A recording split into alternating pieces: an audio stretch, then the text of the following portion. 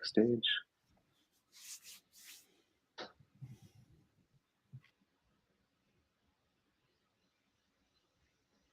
Hello, I'm Bonnie Phillips. I lead the data and analytics team here at Blue Cross North Carolina, and I am so excited to be bringing this topic to you today because technology is significantly advancing how we diagnose and treat patients. As we've seen with the COVID-19 pandemic, telehealth and in-home healthcare are becoming integrated into our daily lives. Healthcare leaders need to understand how these innovations, including the new virtual reality known as the metaverse, can address the pain points for both members and employees. I'm so excited to have Bradley Sherman, founder and CEO of the Super Age and author of the book, The Super Age Decoding Our Demographic Destiny, with us today to explore the emerging trends in technology within healthcare and how we can be ready to meet the needs of consumers.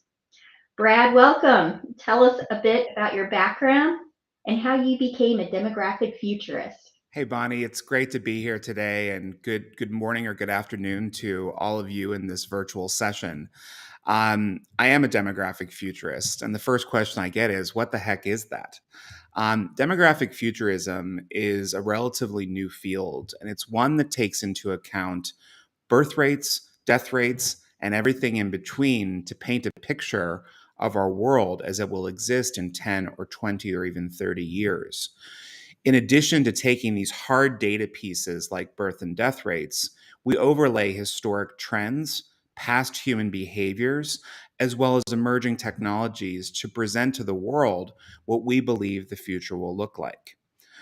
I got involved with this really serendipitously. About 25 years ago, I was one of the caregivers for my grandparents who were in long term care in Western Pennsylvania. At that time, I was at university in Washington, D.C.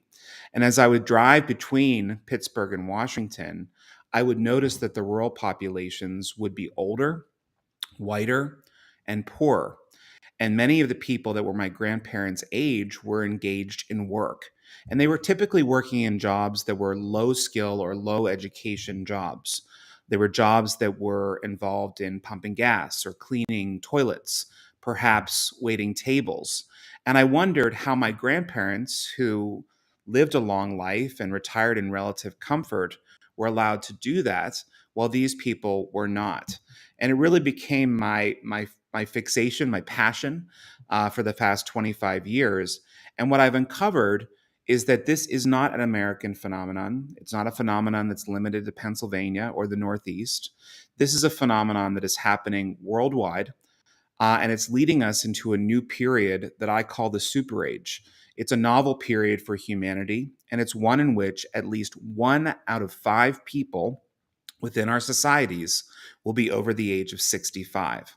This has never happened before. Believe it or not, by 2034, there will actually be more people over the age of 65 in this country than under the age of 18. Again, that's never happened before. Because of this, it will require that we have new approaches to delivering care in the hospitals, at home, and nursing care centers. But we'll also have to be cognizant about the way we manage our workforce and how we leverage technologies to really meet the needs of this new population. No doubt. And there's also no doubt we've made significant strides in technology in just the past 2 years, from rapid COVID tests to health tech to digital wearable devices. So, how can leaders use technology to boost preventative health?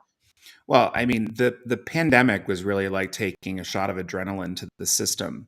Many of the advances that we experienced during the past 2.5 years, quite frankly, we expected to come in the next decade.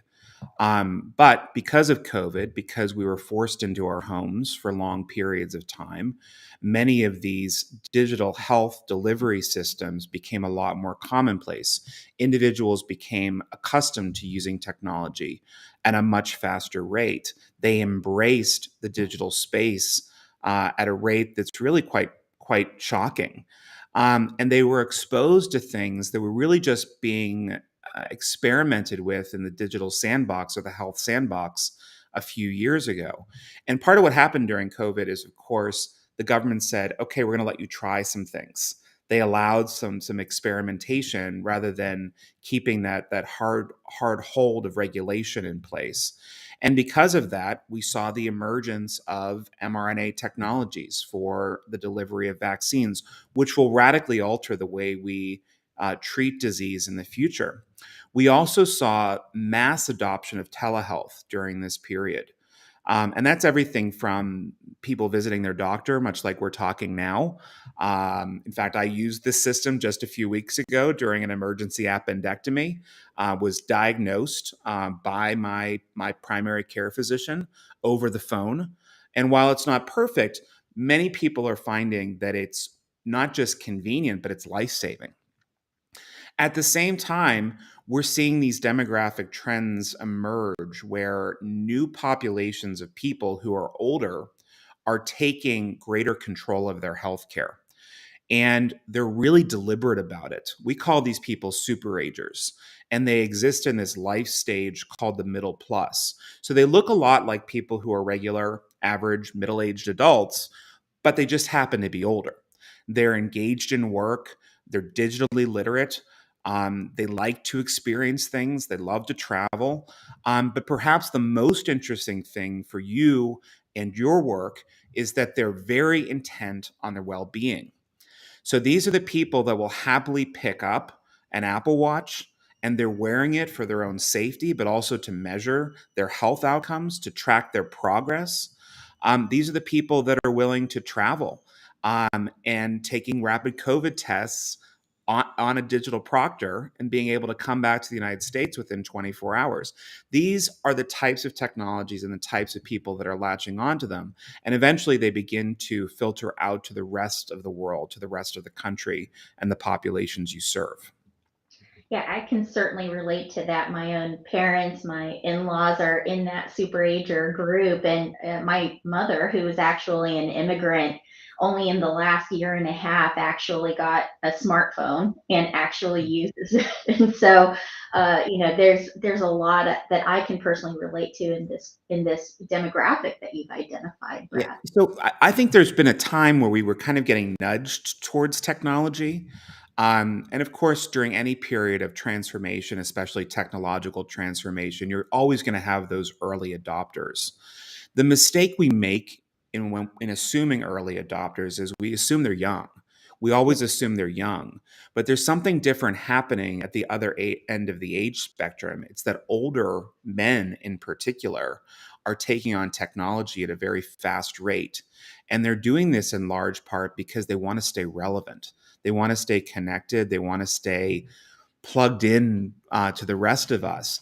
But there's also this added benefit, especially with wearables, especially with the Apple suite of products, that they can measure their health in a very covert way, in a way that nobody needs to know about because people like the way an Apple Watch looks. They like to see the iPhone as a status symbol or perhaps an iPad.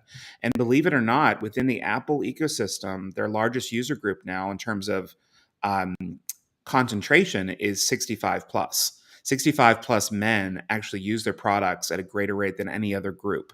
So that should force some of you to think about, what the future really means for uptake with tech within healthcare. Absolutely. And, from a healthcare analytics perspective, and I'm sure if you talk to a clinician, they would tell you that, it's far harder to get men to care about their health or to speak up when they don't feel well, Right. compared to women. And technology is a fantastic door to reach that group of people. Well, especially when you can do it in a subversive way, right? So men, being a man, I can say without any hesitation or reservation, I don't like feeling sick and I don't like asking for care. But I am interested or at least curious in my outcomes. I want to make sure that I don't have a catastrophic event like a heart attack. I want to make sure during COVID in particular that if I did catch COVID, my O2 levels didn't drop precipitously. So when you look at, again, a device like the Apple Watch, you can measure for these things over time. In fact, during the pandemic, which I still think is radical that they were able to get this into the device, they started measuring for O2 levels. Yeah. So there's a lot of promise that comes here with wearables. But again, not to overuse the analogy, wearables are just the tip of the spear for what we're really going to see come in the next few years as it relates to healthcare and healthcare prevention. Well, what are you seeing in the healthcare sector and the tech industry beyond wearables in terms of how they're evolving because the older generations are taking charge of their healthcare and using technology in more in different ways? So you've got two things happening here, maybe three.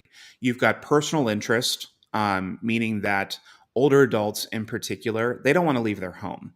And they certainly don't want to go into a nursing home. That's something they really fight against as much as possible. So, because of that, they're taking on technologies in ways that perhaps we wouldn't have anticipated before. In many regards, I think the hospital is dead.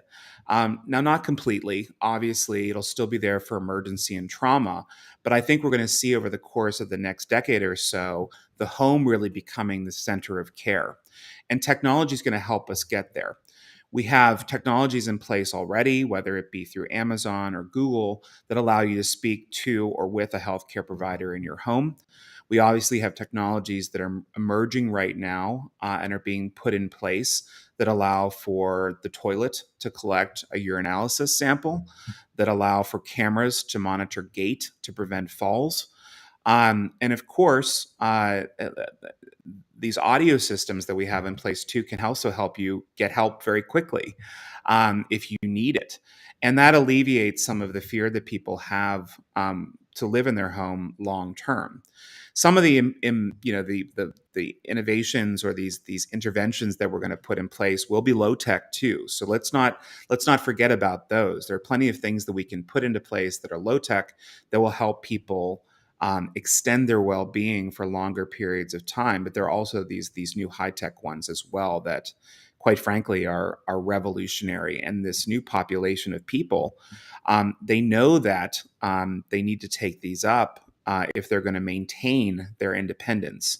And independence is, bar none, one of the greatest things that individuals value. For sure. And, within the healthcare system itself, Brad, I definitely hear you with the technological advances, high and low tech kind of coming together. But within the healthcare system itself, it seems like we have a role to play as well. Mhm. How are these kinds of technologies either bridging the gap between younger and older generations when we think about Sure.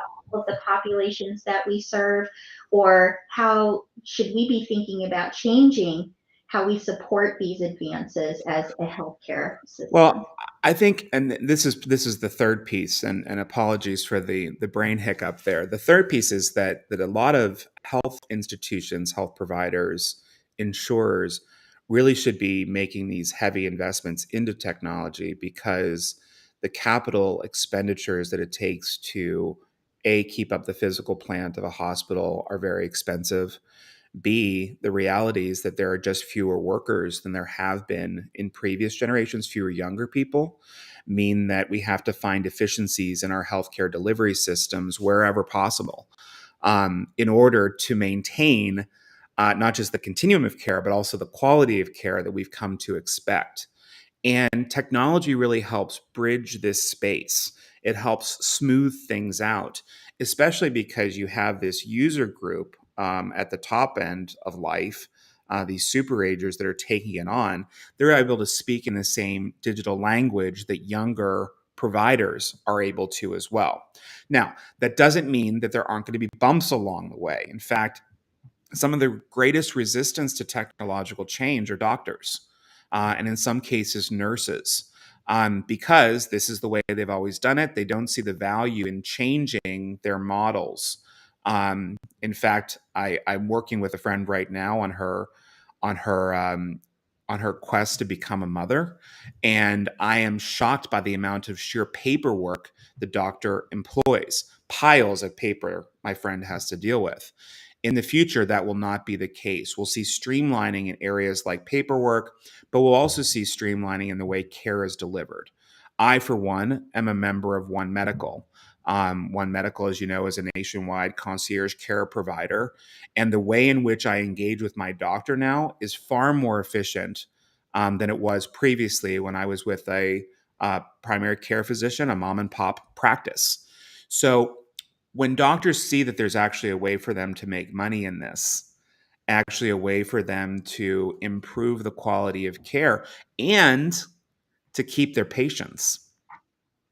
Patient loyalty isn't the same as it used to be. I think doctors will see a great benefit in getting on with this technological transformation because it benefits us all at the end of the day. Right, I totally agree. One of the premises that we here live by is just the promoting value-based care, Mhm. and that is really about aligning incentives across the entire healthcare system to do the right thing.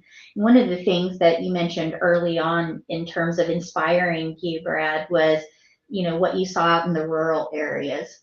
And so, when we think about the shortage of healthcare providers that we believe is impending and coming given the growth of the population and the aging of the population and the needs that they will inevitably have.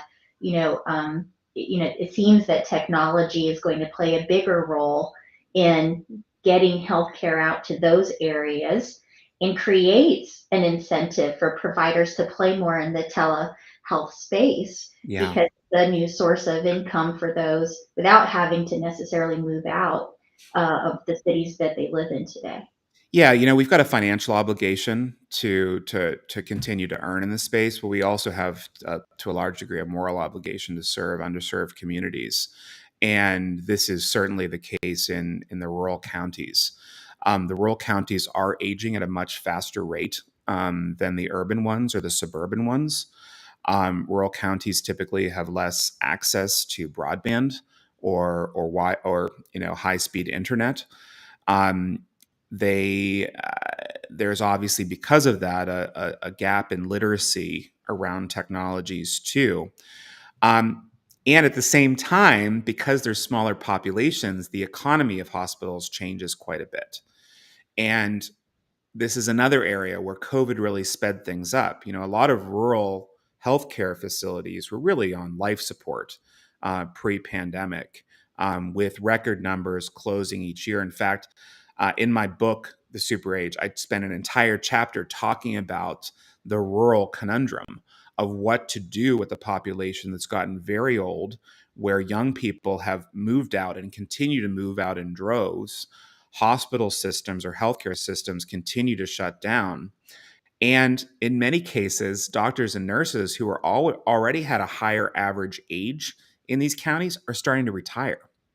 So, delivery of care via technology as a bridge, again, they're still going to need to come into the hospitals and urban centers for significant care, whether that be surgery or the whatnot, at least in the short term. The longer term, again, the hospital's dying. The metaverse will allow for the home to become the center of care. So it's not outside of the realm of possibility that we could wheel in a robot or deliver a robot into a home, create a sterile environment for some types of surgery, certainly not open heart surgery, for example, that requires a long term rehabilitation. But for simple surgeries, wheel a robot in, have that surgery delivered in the home by a doctor that exists in Charlotte, for example. And that person can be on the road to recovery immediately, especially for surgeries that are outpatient. Mine was something I was in and out for. I shouldn't have had to go to a hospital for that. Technologies will help smooth that out and create really significant value in care.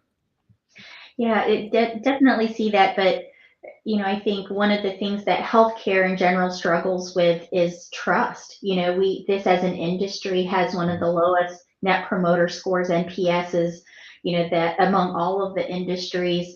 And so, building trust seems like it could be a barrier to greater technology adoption. Mhm. Empathy is a big deal for us right now, certainly becoming one of the major driving forces in a lot of today's companies, from startups to large companies. But among these super agers, what role do you see technology playing in breeding empathy and creating greater trust? Well, at the very base minimum, technology creates a greater degree of oversight, which some people might struggle with, those that are care providers, because it require there's obviously we live in a very litigious era.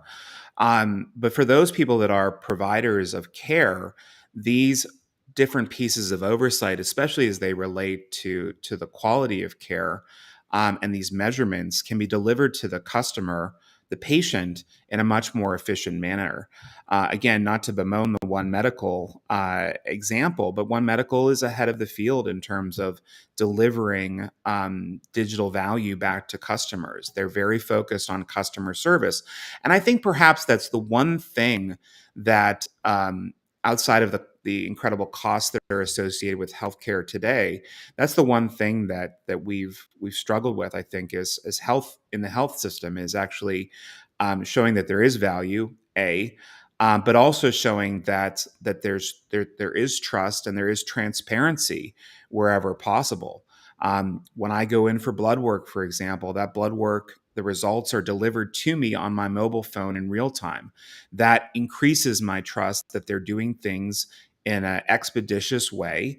I don't have to go through the traditional channels of calling up and checking with the hospital or the PCP to see where my documents are, where my test results come out. And I actually find that I'm much more trustworthy of a system that is more efficient than one that is less efficient. The piece that we haven't solved for yet, and this is the one that they're struggling with in a country like Japan that is way, way, way far ahead of us on this aging curve, is for people who are really sick, it is nearly impossible to recreate human touch. It's nearly impossible to feel empathetic towards a robot or feel like a robot is delivering empathy towards you.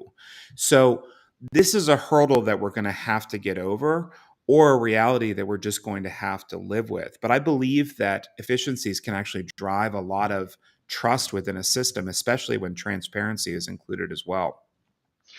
And it seems also that, just the exposure that's been forced upon us by greater proliferation of telemedicine, for example, might help folks get over some of that trust hurdle. The fact that we can have this conversation using technology and have the experience of seeing one another seems that, that might be an important part of ensuring that we build in that trust and empathy factor, that service factor into the technology and tools that we continue to develop.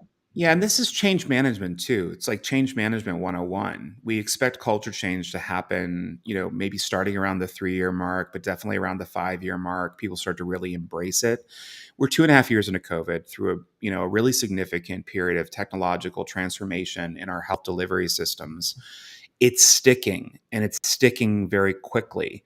And, not to mix an apples and oranges, metaphor here, but you think about how, or analogy rather, you think about how just 10 years ago, this was new. The iPhone was new. And you think about just a few years after that, we were able to hail a car to come to our house, pick us up, take us to a predetermined location, and we paid a flat fee for it. We never had to exchange cash. We didn't really have to talk to the driver if we didn't want to or didn't need to. And I still remember taking my first Uber ride and I thought, well, this is just going to change the world. And it has changed the world.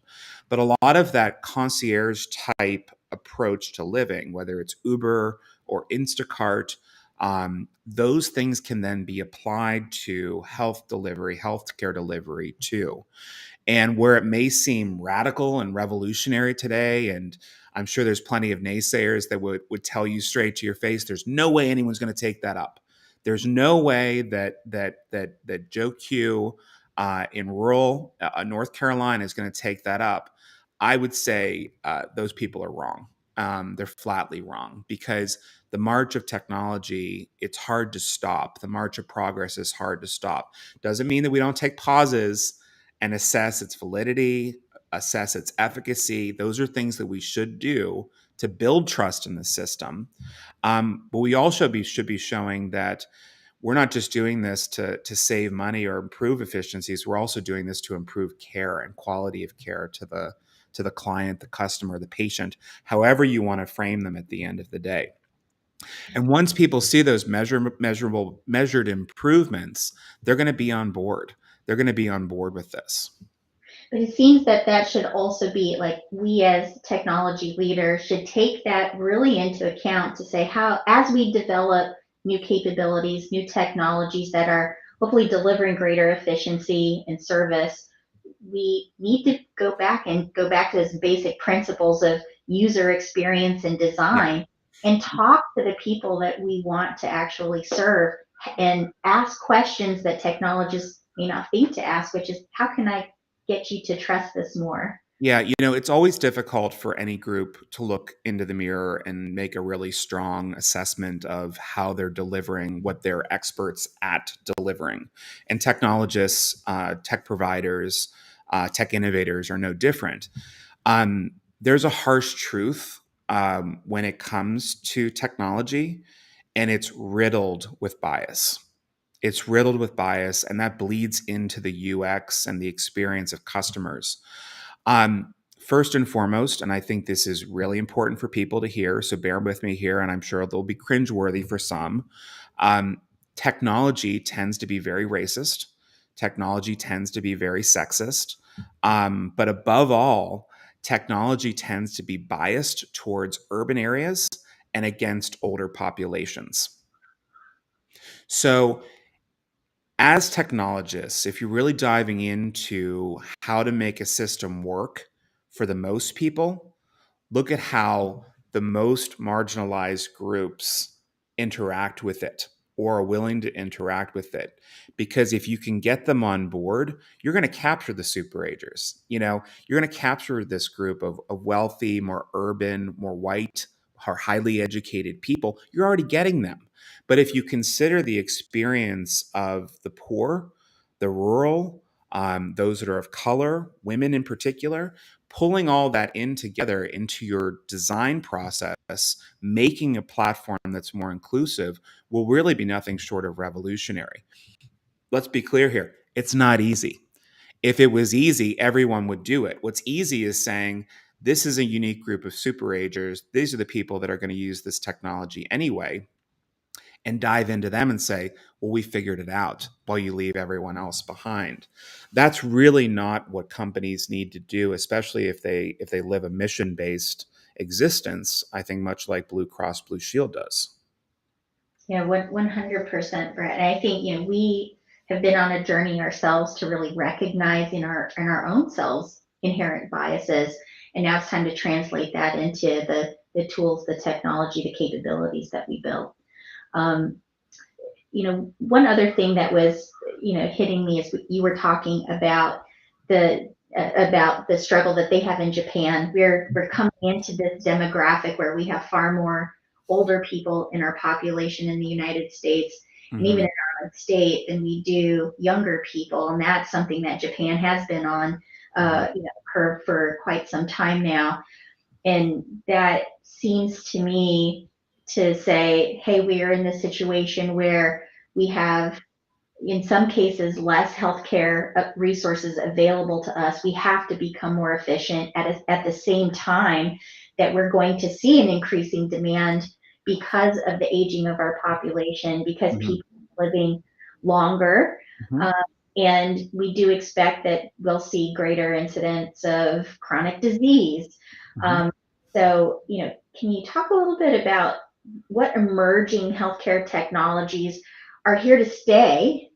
As we're piloting, experimenting, what do you think is here to stay? And where are some gaps and opportunities that you see for healthcare providers, especially that we as technology professionals can help with?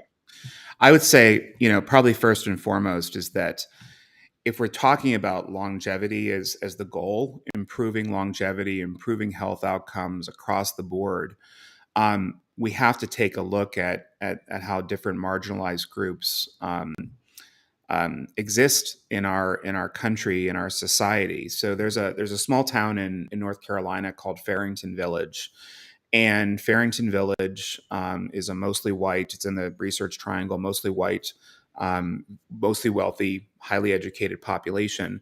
The average life expectancy at birth in Farrington Village is 97. The national average for life expectancy in this country is 78. So it almost beats the national average by 20 years. Wow. If you take a look across the country at this tiny little town, it's called Stillwell, Oklahoma. It's right on the reservation. Life expectancy at birth in Stillwell, Oklahoma is 56. So people in Farrington Village get to live an extra 40 years. And they live those 40 years in better health, in large part because higher educated, better access to care, better access to preventative care as well, and things that focus on well being, lesser rates of alcohol abuse, substance abuse, etc. But you can find this all over the country. In Washington, D.C., where I'm at right now, there's a more than 20-year gap between the richest person and the poorest person. That's significant, statistically significant. So when you're thinking about, what these technologies can do and what interventions can be made, they can really help improve health equity, really help even the playing field across the board so that more people have access to long life, but not just a long life, a healthy life. So your question about what what technologies are really here to stay? Well, the technologies that are here to stay are the technologies that have already been tested, that are already out in the marketplace, that people know work. The question is, how quickly can we get them to the largest number of people? I think wearables are one of those devices that the people are quite comfortable with right here, right now.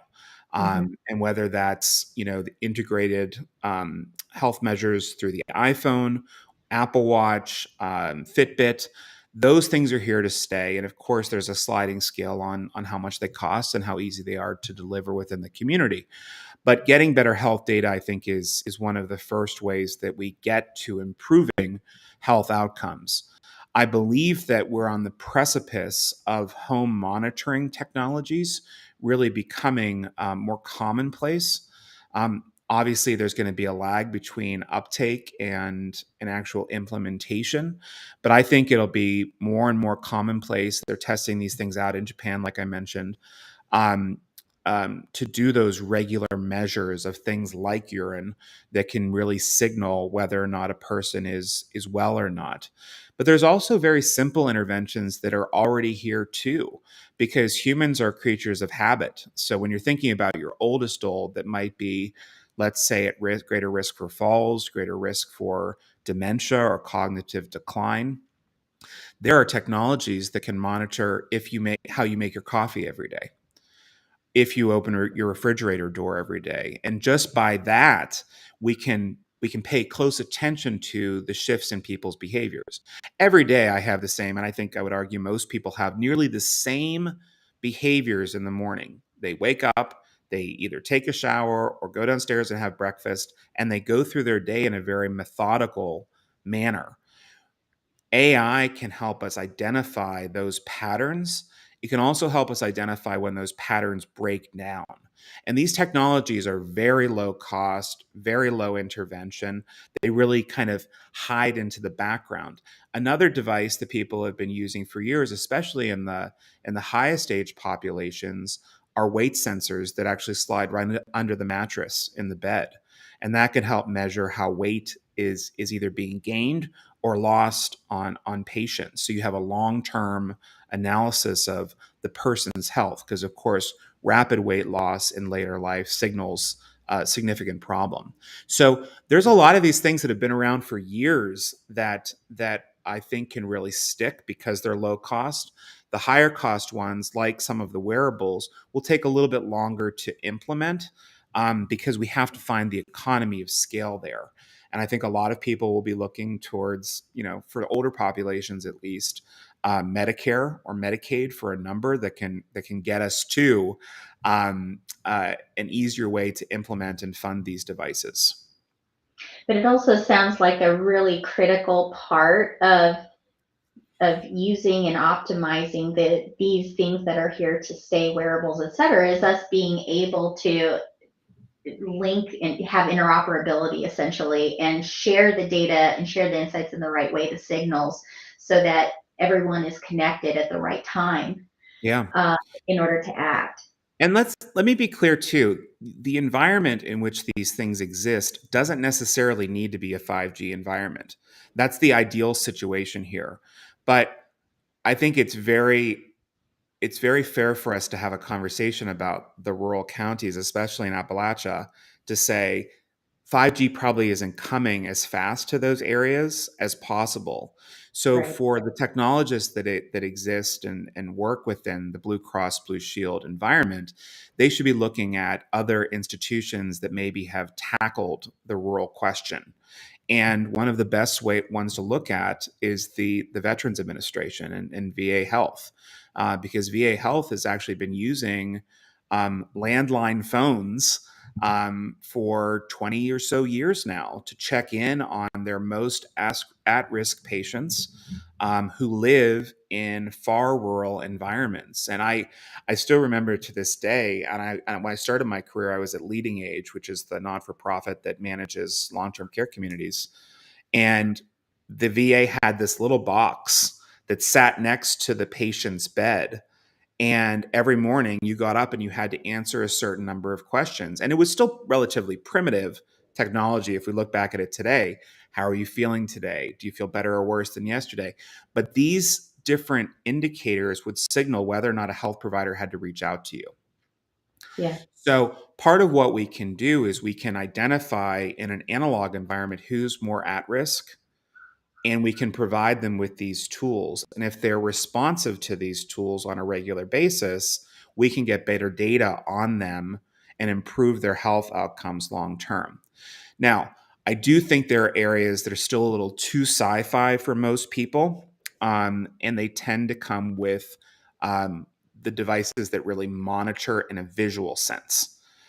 So, cameras in the home, I still think people are very anxious about this because they don't trust that the camera will be off. We're still having issues with people with, their comfort level around Amazon or Google devices because they're always listening.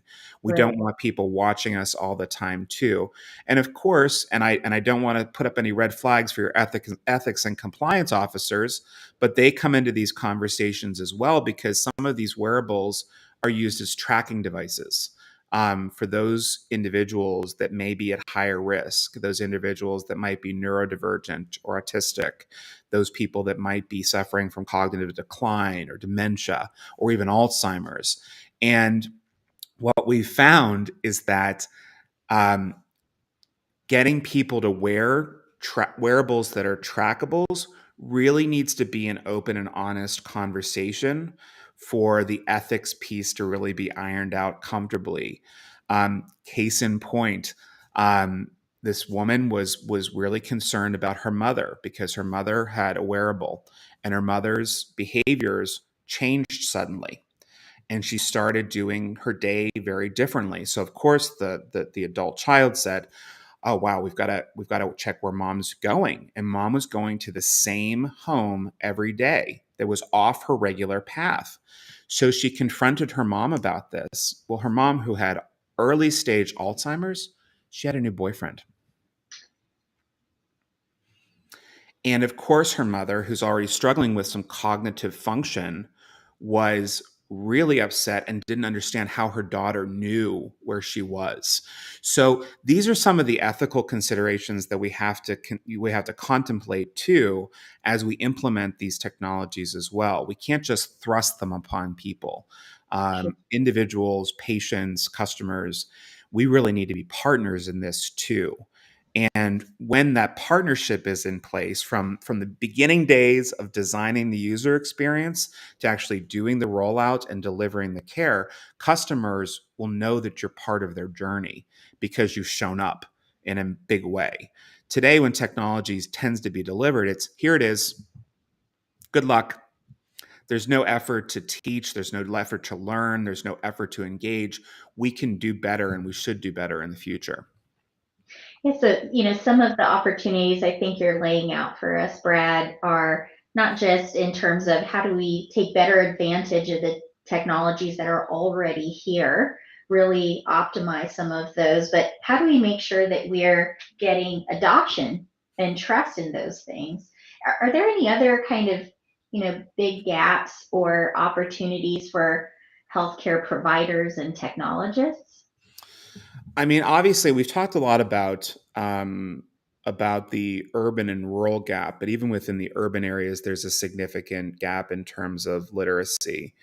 And literacy around technology tends to drop off pretty significantly um, after people depart the workforce. There's less of an inclination to stay technologically literate.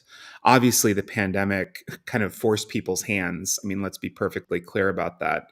You had the choice of becoming socially isolated or engaging with your family in a digital space or your friends in a digital space.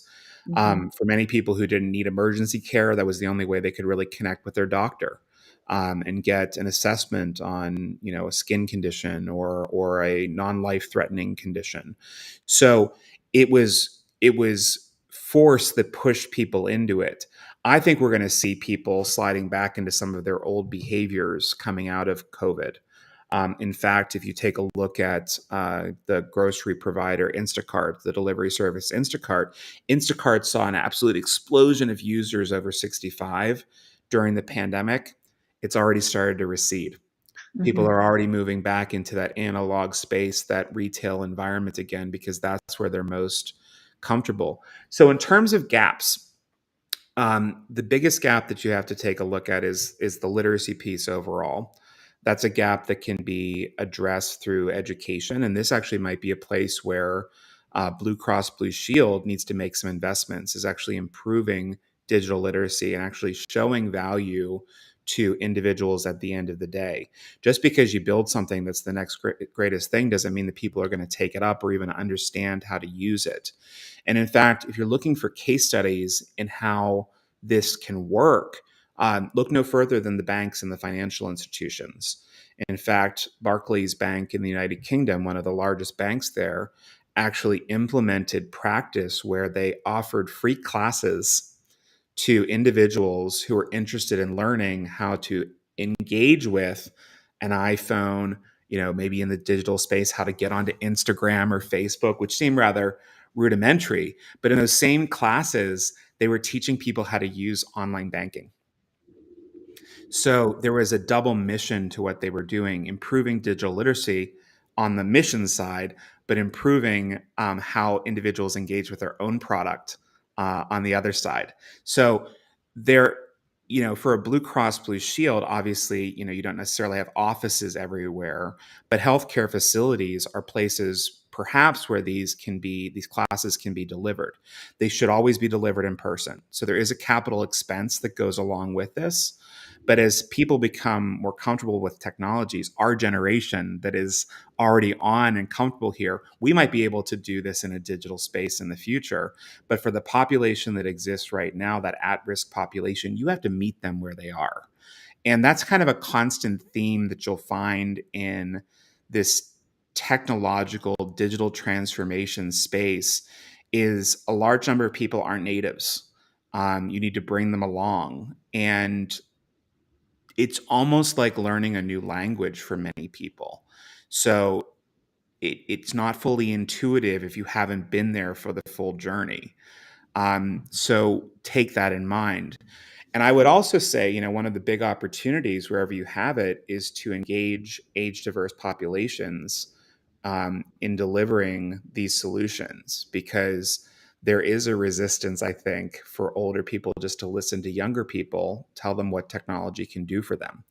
But if they see a peer telling them all the great things that can be done, it really opens their eyes up to the possibilities. Totally. Totally. I love that, Brad. Love it. Um, let's go back to the efficiency Hmm. topic a little bit because healthcare spending certainly continues to climb exponentially despite our best efforts with the inflation that has happened.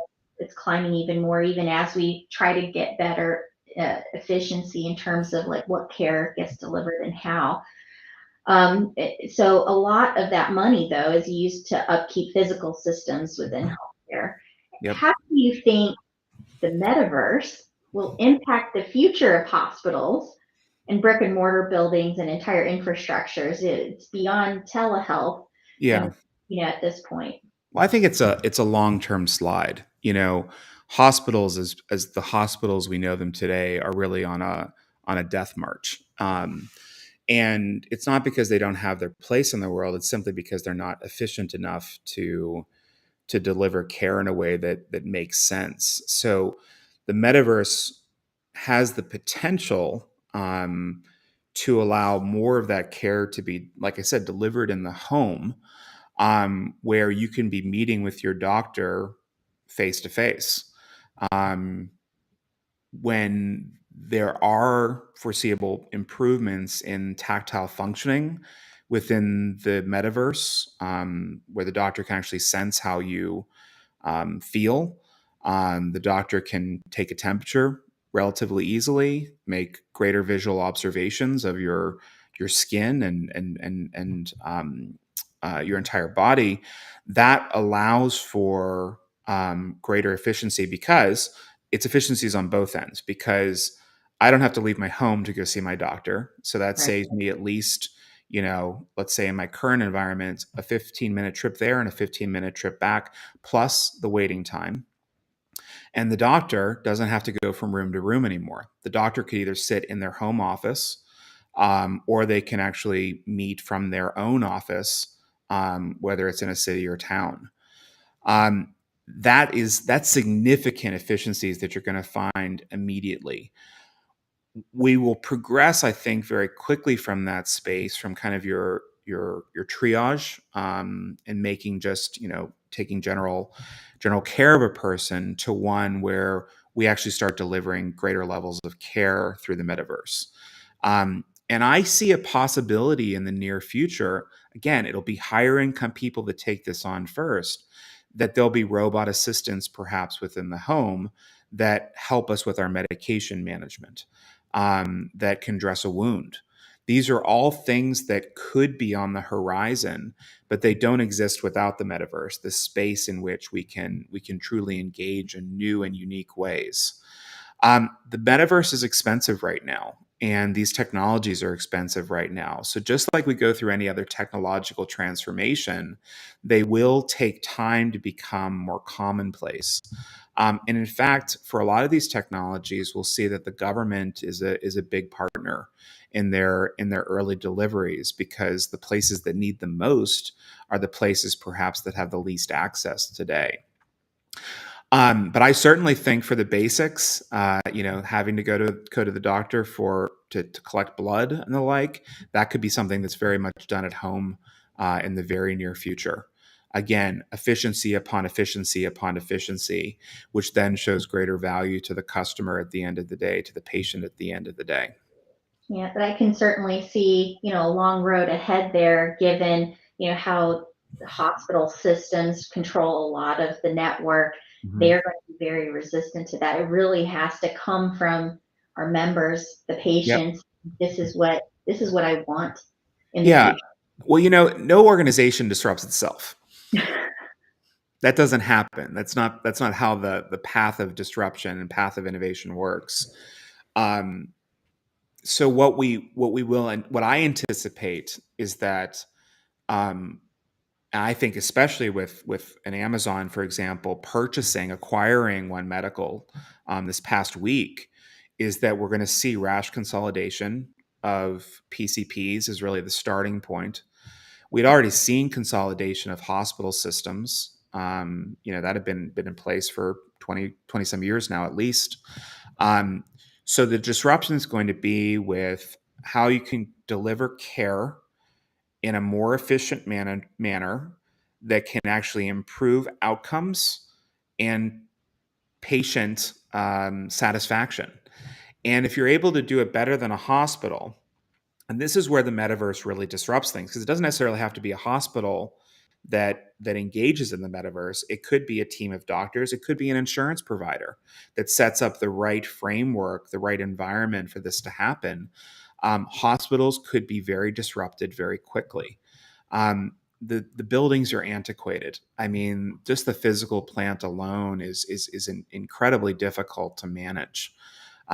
Some of the hospitals, at least on the East Coast, are over 100 years old now. and they have physical plant that they have to keep up. The metaverse doesn't require that we have physical plant to keep up.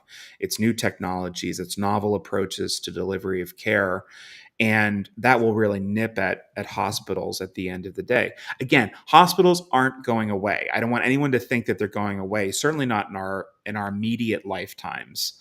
I certainly don't think in most of our working lives. But they are going to change pretty dramatically, and they're going to be forced to change because of things like the metaverse, because of the way technology is rolled out. I, for one, used to go to a hospital for everything. I don't go to a hospital now unless I absolutely have to. That's a pretty significant change in behaviors in really a short period of time. And I'm not alone in this. People see hospitals as places where you're either fixed or you die. For sure. And, Blue Cross North Carolina, one of the things that we really pride ourselves on, and I think, in addition to other insurers, is really how do we support the connection between our providers and our members? How do we enhance that? And we do that through a lot of different levers, but technology enablers to help these hospital systems actually transform care in the way that people want to be cared for going forward may be a real place for us to focus, is what I'm hearing you say, Brett. Yeah, and I also think we're getting to a point. What technology does, it's an added benefit, is it becomes a lot more personalized. Yeah. And you're not just another patient. We're able to collect data. The providers be able to collect data over longer periods of time, and of course we've seen some moves to this with the medical records, but those medical records are still kept by the health institutions. So what could be coming. I think greater universal medical records could be something that we see too, because we really want to have a provider needs the most data possible to provide the best care, right? One of the best ways technology gets us to that point is by constantly collecting on us. Again, not to flag the ethics and compliance officer, but how much data are we collecting as insurers, and are we using that in a way that benefits care or prevents people from gaining access to care? And that's a sticky area too. We certainly don't want to be kicking people out of or not allowing for care to be given. We don't want to ration care, which is obviously a very scary word in this country because we don't want to have socialized medicine. But better data that we get on individuals long term can really improve quality of care in the long term as well. And our goal, I mean, if there's any goal that we focus on here, it's not just extending life, it's extending healthy years of life too. Because one thing that's happened in the past, 100 years or so is that healthy years have actually shortened in relation to longevity. So, ways that the system becomes more efficient, that it saves money, keep people healthier for longer periods of time. And a lot of these technologies that people are already embracing, these monitoring technologies, will help assist in that. We'll be able to do better care plans, better be able to see, things that might work, changes in diet versus actual medical interventions. All of these will contribute to, I think, a healthier population at the end of the day. That benefits your bottom line. It benefits society's bottom line. It certainly helps the individuals live a life that is more fulfilling and quite frankly, more enjoyable at the end of the day. Yeah, I really appreciate all the very tactical examples, especially when we talk about the North Carolinians that we are so passionate about serving. We have 4 million plus members, here at Blue Cross North Carolina today, and large pockets of those folks who don't have access to high-speed internet today. You gave us a lot to think about in terms of even low-tech capabilities, and also a few things to think about to help bridge that gap as the technology evolves faster and faster. How do we collect more and different kinds of data that truly address things like drivers of health that are affecting those health inequities? Anything else that you can think of, Brad, that might be great advice to us in Yeah, supporting these members? I have to say, if I can be perfectly frank, Bonnie, one of the reasons why I was so excited to speak with you and your team today is because I think a state like North Carolina has one of those most dynamic populations in the country. It also has one of the most diverse populations in the country in terms of technological uptake, geographic location, access to broadband. And because of that, North Carolina really is ground zero for this transformation into this new period. In the rural counties of North Carolina right now, you're looking at populations that look a lot more like Japan than Charlotte, for example. Yeah. Populations that are much older than people would even anticipate. Then you overlay the other issues of diversity to that. You've got a really interesting challenge to tackle. So, from a technologist point of view, I say, wow, like this is the ideal environment to test and learn in. But if there's any message that I want to make sure that I impart today, is that the path forward is always going to be through inclusion. And whenever you have a solution or you're developing a solution as a technologist, consider those with the highest need. Go past ADA. Think more broadly about how other issues can impact individuals and their well being long term. No, Brad, I so appreciate that, and I know that you were talking to a group of folks today who believe that technology and people coming together in an inclusive way is part of the path forward.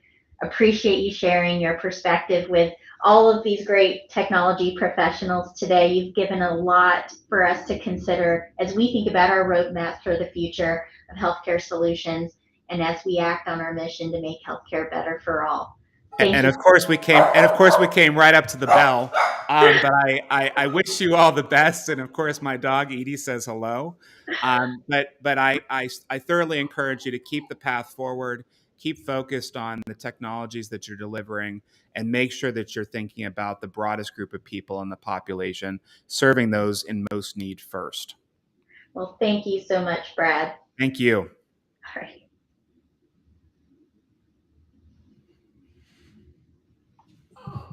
Sorry. Let me grab that real quick, and we No we can problem. tie off. Problem.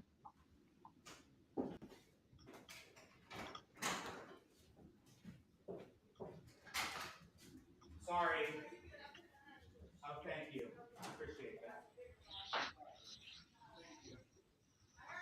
I was on it too. Thank you. All right. Get in. Hey, buddy, I'm gonna put Amy and I on real quick. How do you want to close this out, Amy? Sorry about that. That's okay. These are the joys of working from home, right? Hey, it happens to the best of us. I mean, I think after that we can just kind of close it with like an overlay with the Tech Summit logo. Yeah, sure. Okay. Yeah, I didn't know if you needed Bonnie to hand it off to someone or anything like that. What do you think? Probably, one thing I'd love to do is put in one more plug, I think, for the book, which I loved, The Super Age. And great. I'd love to do that maybe. And then if that can be our close, then we can just, hand it over to the MC live at that point.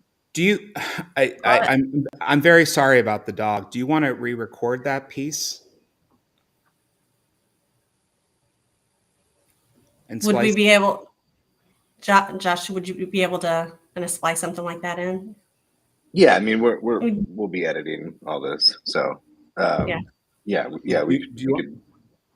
I can re-answer the question if Bonnie wants to present it again, and we can just capture it without the noise. I'm really sorry about that.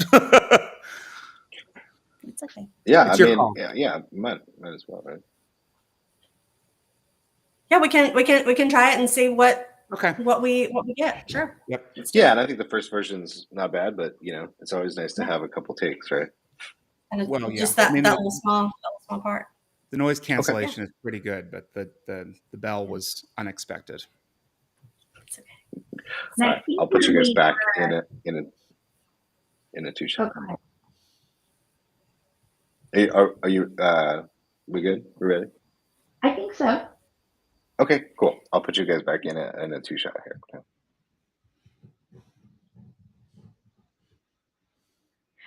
All right. So, Brad, you've given us a lot to think about, for sure, for sure. What is it that you would like to leave the group of technology professionals here with today that really are caring for North Carolinians and how we improve our mission and meet our mission to make healthcare better for all? Bonnie, I think it's North Carolina presents one of the most dynamic and interesting environments for technologists today, certainly in the healthcare space. There's a wide diversity of geographic location and where people live, from the dense urban cores of places like Charlotte to the hollers of Appalachia in the western part of the state. I think because of that, when you overlay things like racial diversity, income inequality, there's a lot of work that can be done.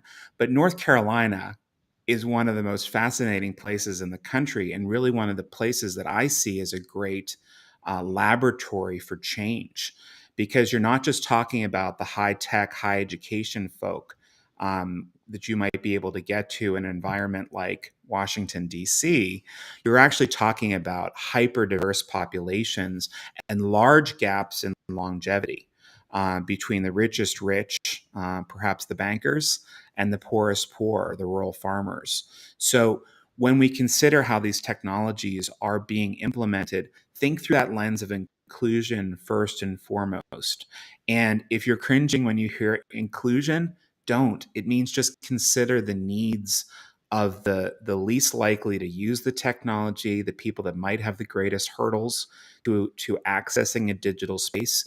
Because when you do that, you'll capture more people, and you'll really lean into that mission that Blue Cross Blue Shield has of improving life for the largest number of people, those 4 million people that you serve every day. And that's going to benefit the bottom line for the company, but it's really going to benefit the overall outcomes for North Carolinians and your members that you serve today. So I think you're on a wonderful path, and I think it's phenomenal that you've taken on looking into the future, because so few people remain too tethered to the past. Well, Brad, thank you so much for sharing your perspective with this team of technology professionals today. You've given us a lot to think about as we build our roadmaps for the future of healthcare solutions and how we do actually meet our mission of making healthcare better for all. For those of you who are with us, I would encourage you to get Brad's book, Bradley Sherman, The Super Age: Decoding Our Demographic Destiny. I really loved it, and you've inspired us all, Brad. So thank you so much. Thanks for having me, Bonnie. Brad, it has been a pleasure every time we talk. I really thank you. Now, I love how forward thinking you are. It's just and I mean that from the bottom of my heart. I really do find that states like North Carolina are unique. Yeah. You tend to have either the polar opposites, but North Carolina is wild. Like Charlotte is. I hate to keep coming back to Charlotte, but Charlotte's young. It's a young city. And then you look at the rural populations, and there's some counties where 30% of the population are over 65. So Yeah. the demographics are just wacky in North Carolina. So that means that there are greater hurdles to get over, but the end product is going to be so much better, especially if you can get your team to really focus on that inclusion piece, to think about the possible of serving the least likely to take up the technology. But if, like I said, businesses, technologists often get into this rut of going after the market that's already there versus what the market could be if they just thought through things a little bit differently. So Yeah. I applaud you. Well, thank you. I mean, and it is certainly where the market is going, as there are greater and greater gaps, in the rich and the poor. That's why we've invested heavily in folks who need government insurance, Yeah. state or federal. Yeah, and I do think what we're going to see, it's going to be slower than I think most people would want, but because of the economic conditions that we've entered into, we have a tightening of the labor market that isn't going to change for the foreseeable future. So that may be a point that we didn't get to today, but the Yeah. cost of labor is going to continue to increase. I mean, Oh, that's a given regardless, but because there are too many people retired and too few people coming in. Gen Z is actually sizably smaller than the millennial generation. mhm. That means that we're going to have a labor, I wouldn't call it a labor shortage. I'd call it a labor crunch. But that means that people will be able to demand higher salaries going forward. That means that technological solutions will be a way in which businesses really lean into managing costs. But I think because we'll see increased salaries, we're actually going to see an evening out of economic inequalities. It will never be even. Like anyone who thinks that we're ever going to get to a perfectly utopian space where everybody makes the same amount of money is crazy. But I do believe that gap will narrow significantly because businesses, in order to stay open, will have to make some sacrifices, and that means that their top earners will have to learn a little bit less as a percentage of the whole, and their bottom earners will have to earn a percentage more of the whole. Yeah. So I think we're actually barreling towards a country that looks more like the 1950s America than the pre-pandemic America. Oh, that's Um, really interesting. Yeah, yeah, but the role of just inclusion and understanding our people and user design. One of the things, I don't know if this has been shared with you yet, but yeah, our leadership has been on a tour across, like on foot, meeting people where they are across the state. And one of our technology leaders, Trevor Johnson, has joined them for big pieces of this. And so I think it is very much a step in the right direction for mhm, us as a company and technology to be understanding who are the users, who are the yeah, people that we are actually serving, and yeah. think about and integrate that back into our design thinking. Yeah, when I say like when I talk about the futurism taking cues from the past, it was because we had such a labor crunch in the 1950s that we really pushed ourselves into the third industrial revolution. Yeah. That was really one of the key drivers that really pushed us forward because we needed technology to help get things moving. But we also saw income inequality at its lowest levels, perhaps in the history of the country during that period. It wasn't until the first boomers came to work that income inequality really started to separate again. So Yeah. what Americans don't like to look at history. I don't know why. I think because we're always forward thinking people, but history offers really significant clues about what's coming next.